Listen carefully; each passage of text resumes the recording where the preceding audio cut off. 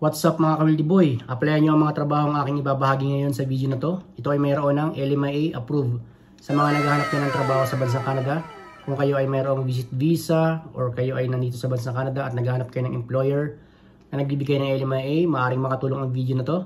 At sa mga kababayan ko sa Pilipinas na gustong makapagtrabaho here in Canada, maaari rin kayo magkaroon ng chance. Kinakailangan nyo lamang pasahan ang mga job opportunities na aking ibabahagi ngayon in this video. Kaya kung interesado kayo, panoorin nyo ito hanggang sa huli. Siyempre, kung bago ka pa lang sa aking channel, don't forget to subscribe and click mo notification bell para lagi kayong updated sa mga bagong job opportunities, buhay OFW na aking ina-upload. What's my name? Wildy boy. What's my name? Wildy boy. What's my name? Wildy boy. Let's go! What's up mga kababayan? Ako nga pala si Wildy na kagaya mo noon na nangarap. Pero dahil sa pagsusumikap, pakinaapot ang matagal lang hinahanap. Inilusan, di ko tinulugan. Ginawa ng paraan, ano man ninais na makuha. Kahit kalaki, manito hirap at luha. Pinagsumikap ako ba rin ang labis. Yung mga ka-Wildy, be consistent, patient, laging positibo. Be inspired and motivated. At umiwas lang sa mga taong negatibo. Yan ang tinatago ko sekreto para mga plano. Sa huli, pagtagumpayan. At palagi ka tumutok sa aking challenge. Na sa ganun ka alam ang kakayahan madagdagan. Yan! Kumusta mga ka-Wildy Boy? Isang pinagpalang araw sa inyo lahat din sa Pilipinas. And sa lahat ng mga kababayan kong OFW, mabuhay po kayo. Mga ka-Wildy Boy, bago pala ako mag-proceed, sagutin ko lang itong katanungan ng ating kababayan galing kay Akimoto Taiki 9094. If yung job posting po ay walang LMIA, eligible pa din po ba siya sa mga Pinoy? Basta po ba other candidates with or without a valid Canadian work permit? Pwede applyan. Thank you for reply or kung makaka-reply. Ngayon, kung may nakalagay na other candidates with or without a valid Canadian work permit, allowed tayo mag-apply mga kababayan nating Pilipino and even other nationalities. Ngayon, kahit walang nakalagay na LMIA applied or LMIA approved, as long as walang nakalagay na red tag, halimbawa lang may nakita kayong nakalagay na red tag, yan ang may restriction. Siyempre nakalagay dyan, if you are not a Canadian, permanent or temporary resident of Canada, if you do not have a valid Canadian work permit, do not apply. The employer will not respond to your application. Pero sinabi ko na before, pwede nyo rin namang pasahan yan. Just in case lang mangyari na wala talagang nag-a-apply at kayo ay qualified, you'll never know, maaari nilang i-consider ang inyong application. Wala namang bayad yan eh, as long as matyaga lang kayo magpasa. Pero syempre, lahat ng mga may mga nakalagay na mga other candidates with or without a valid Canadian work permit, yun ang inyong ipa-priority. So ganoon lang mga kabayan na. So yun, I hope nakatulong sa iyo yung sagot ko. Take note lahat ng mga nakalagay sa Job Bank Canada, yan ay mga job posting ng mga employers sa iba't ibang provinces and territories. Bago sila mag-hire ng mga applicants from other countries, inuuna muna nila ang mga Canadians, temporary or permanent resident ng bansang Canada. So yun, I hope nakatulong sa iyo yung sagot ko. Proceed na tayo sa mga trabaho mga kabayan.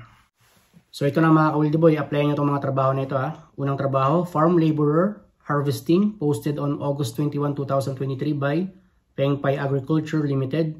Job details, located sa Olds, Alberta. Salary $18 hourly, 40 hours per week.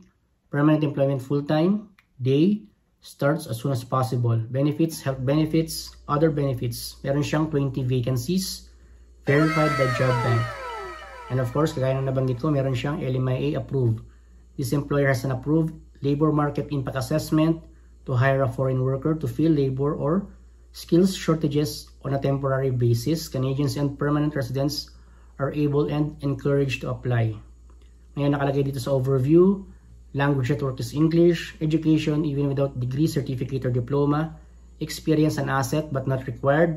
So kinakailangan nyo itong pasahan mga kabayan Then nakalagay dito, who can apply to this job? The employer accepts applications from Canadian citizens and permanent or temporary resident of Canada, other candidates with or without a valid Canadian work permit.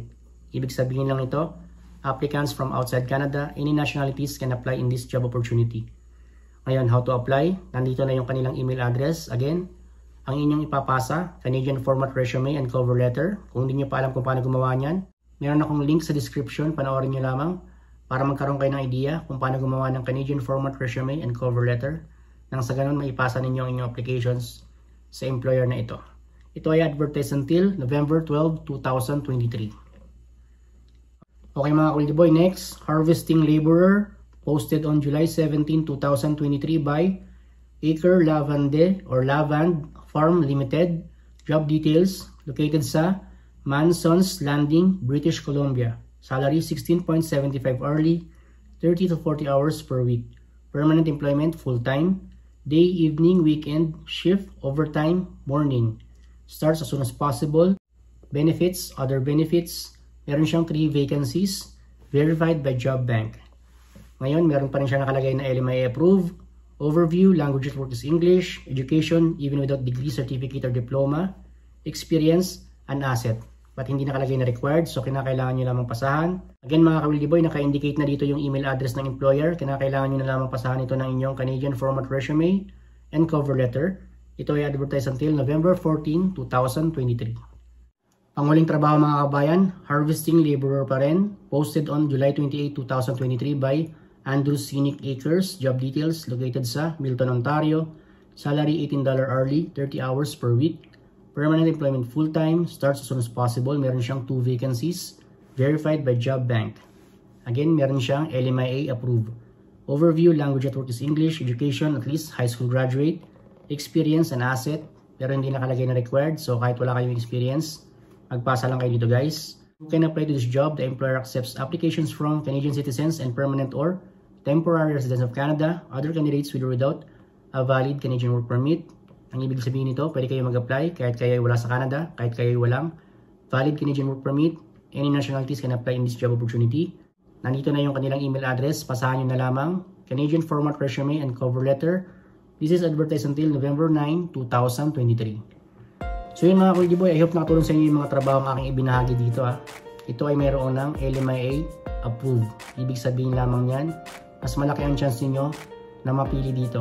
Walang mga Canadian citizens, permanent or temporary resident of Canada na available para mapunan ng mga trabahong ito. So, nauobliga sila na kumuha ng mga applicants from outside Canada. Any nationalities can apply in these job opportunities. So, ano pang hinihintay ninyo mga kabayan? Pasahan nyo na. Mag-provide kayo ng Canadian format resume and cover letter at ipasa ninyo sa mga email address ng employers na aking ipinakita sa video na ito. So yun, kung sakasakaling nakatulong sa inyo at nagustuhan nyo ang video na to, don't forget to give a thumbs up. At kung bago ka pa lang sa aking channel, huwag mo kalimutan mag-subscribe and click mo notification bell para lagi kang updated sa mga bagong job opportunities, OFW na aking na-upload. Kung meron kayong katanungan, ilapag nyo naman dyan sa ating comment section. Siyempre, pakishare na rin ng video na to para makarating na rin sa iba nating mga kabayan. Consistency, patience, and a positive mindset, samahan nyo ng diligence, at siyempre, tiwala sa sarili, tiwala sa may kapal, at tiwala sa proseso. Ingat kayo palagi sa Pilipinas. See you in my next video. Bye bye mga ka-Wildy Boy. God bless.